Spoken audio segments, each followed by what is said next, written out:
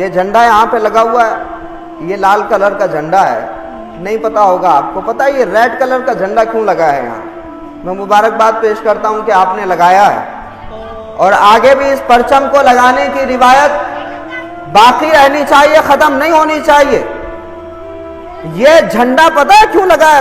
Red colour کا جھنڈا کیوں ہے؟ یہ لال کلر کا جھنڈا کیوں ہے؟ عربوں کے یہاں ایک رواج تھا کہ جب وہ مہینے آتے تھے جن میں جنگ نہیں ہوتی تھی، تو ان مہینوں میں عربوں کے یہاں اس طرح کے جھنڈے لگا دیے جاتے تھے کہ بھائی جو 4 مہینے ہیں ان 4 مہینوں میں جنگ نہیں ہوگی، جنگ بند نہیں ہوئی ہے، روک دی گئی ہے۔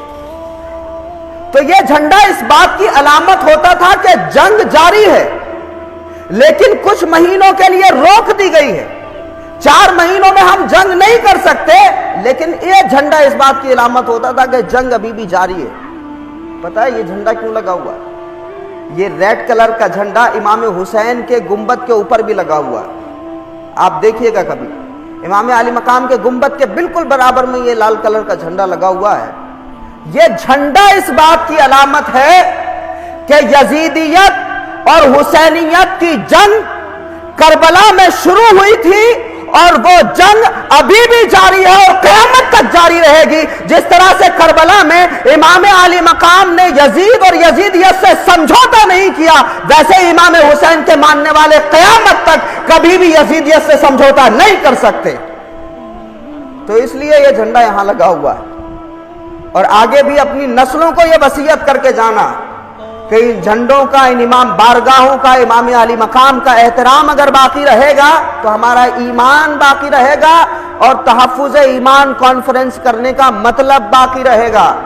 اور ایمان کی حفاظت ہی تب ہوگی کہ جن کے نام کا درود ہم نمازوں میں پڑھتے ہیں۔ یہاں تو لوگ، یہ عید میلاد النبی کا موقع ہے، ہو سکتا ہے کسی ذہن میں یہ خیال آ رہا ہو کہ جشن عید میلاد النبی کی بات ہونی چاہیے، کریں گے اس پہ بھی بات، لیکن جس حسین کی بات شروع ہو گئی ہے یہ امام باڑہ دیکھ کر کے، اسی حسین نے نبی پاک کے میلاد کے مقصد کو بچایا ہے، اپنا علی اصغر دے کر، اپنا علی اکبر دے کر، اپنا اون محمد دے کر اور اپنی گردن دے کر کے۔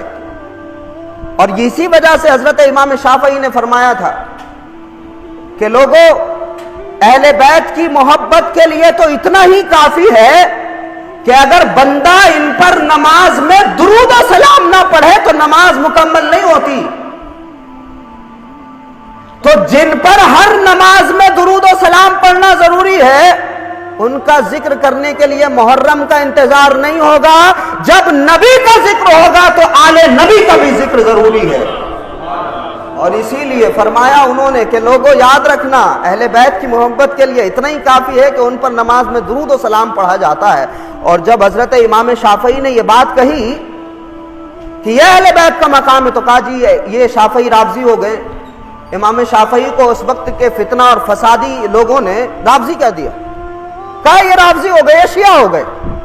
حضرت امام شافعی بھی اہل بیت سے بڑی محبت کرنے والے تھے، اور جو اہل بیت سے محبت کرنے والا ہوتا ہے، امام حسین کے عشق کی کرامت یہ ہے کہ اللہ رب العزت عشق حسین کی برکت سے انسان کے دل میں بہادری پیدا فرما دیتا ہے۔ جس طرح سے حسین نے 22,000 کے لشکر جرار کے سامنے استقامت، جرت اور بہادری کا مظاہرہ کیا تھا، ویسے ہی حسین کا عاشق ہزاروں یزیدیوں کے جھرمٹ میں کھڑے ہو کر کے حسینیت زندہ باد کے نعرے لگانے کی ہمت اور جرت رکھتا ہے۔ تو جب حضرت امام شافعی کو کہا نا کہ یہ شافعی رافضی ہو گئے، تو حضرت امام شافعی نے کہا ان کان رفضا حبی آل محمد فلیشہد الثقلان انی رافض، کہ لوگوں یاد رکھنا، اگر حضور کی آل سے محبت کرنا رافضیت ہے تو زمین و آسمان گواہ ہو جائیں شافعی رافضی ہو گیا۔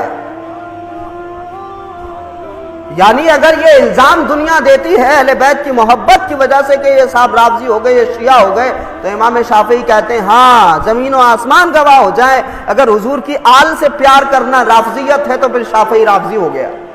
یعنی انہوں نے راستہ نہیں بدلا، ان کے عشق کو سند مل گئی، ان کی محبت اہل بیت کو سند مل گئی۔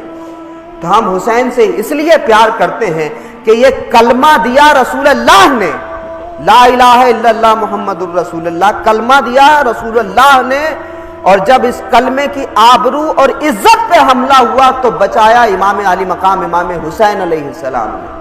اللہ رب العزت ہماری نسلوں میں اس محبت کو جاری اور ساری رکھے، اور اسی طرح سے حسین پاک سے ہم محبت کرتے رہیں، اور جب بھی ہمارے گھروں میں جشن ہو تو حسین کے نام پر بنائی گئی اس عمارت کو بھی سجایا جائے۔ آج کے اس مجلس کی محفل کی اہم اور خاص بات یہ ہے کہ یہاں امام باڑہ موجود ہے۔ الحمدللہ میں مبارکباد پیش کرتا ہوں۔ یہ تحفظ ایمان کانفرنس ہے، میں نے تو ابھی نام سنا دیکھا بینر پہ، یہ تحفظ ایمان کانفرنس ہے۔ ایمان دیا ہے محمد الرسول اللہ نے، اور جب ایمان کی آبرو اور عزت پہ حملہ ہوا تو بچایا ہے امام علی مقام امام حسین علیہ السلام نے۔ تو یہ اسٹیج ہے محمد الرسول اللہ کا، یعنی رسول اللہ کی ذات پر گفتگو کرنے کے لیے، اور امام باڑے کو سجایا گیا ہے تاکہ دنیا کو یہ پتہ چلے کہ ہم امام علی مقام کو ماننے والے ہیں۔ ہم ان کو بھی مانتے ہیں جنہوں نے دین پھیلایا ہے، ہم ان کو بھی مانتے ہیں جنہوں نے دین بچایا ہے۔ اور یہاں پہ شعر لکھا ہوا ہے، شاہ است حسین بادشاہ است حسین، دین است حسین دی پناہ ہست حسین، سرداد نداد دست در دست یزید، حقہ کے بنائے لا الہ است حسین۔ کہ حسین شاہ ہیں، حسین بادشاہ ہے، حسین دین ہے، حسین دین کی بنیاد ہے۔ سر دے دیا امام علی مقام نے، مگر یزید کے ہاتھ میں ہاتھ نہیں دیا۔ امام علی مقام نے اس کلمے کی حفاظت کی ہے، اس لیے لا الہ الا اللہ کی بنیاد کا نام امام حسین علیہ السلام ہے۔ تو میں مبارکباد پیش کرتا ہوں کہ امام علی مقام کے نام سے اس عمارت کو آپ نے محفوظ بھی رکھا ہے فتنوں کے اور فساد کے اس دور میں، اور اللہ نے آپ کو یہ توفیق بھی عطا فرمائی کہ یہاں بھی 4 قمقمے لگا کر کے آپ اس گھر کو بھی سجا لیں۔ میں مبارکباد پیش کرتا ہوں، اور یہ روایتیں ہمیشہ اس امت میں باقی رہنا چاہیے، یاد رکھیے گا۔ اگر حسین کے سجدے کا احترام امت کے دل سے غائب ہو گیا تو چاہے ماتھے پر جتنی بھی محرابیں بنا لی جائیں گی، نمازیں پڑھنے کے باوجود بندہ ملعون رہے گا، لعنتیں اور پھٹکار برستی رہے گی ایسے چہرے پر جو امام علی مقام کے سجدے کا احترام نہیں کرے گا۔ یہ امام باڑے اور جگہ جگہ امام حسین کے نام کے جھنڈے اسی لیے نصب ہے تاکہ دنیا کو یہ پتہ چلے کہ تمہیں سجدہ بھی کرنا ہے تو کربلا میں امام علی مقام کے کیے ہوئے سجدے کو ذہن میں رکھ کر کے سجدہ کرنا ہے۔ اور جب تم حسینی سجدہ زمین پر ادا کرو گے تو اللہ رب العزت اس سجدے کے ذریعے تمہاری اپنی تقدیر میں بھی انقلاب برپا کر دے گا اور تمہارے ملک میں بھی انقلاب برپا کر دے گا۔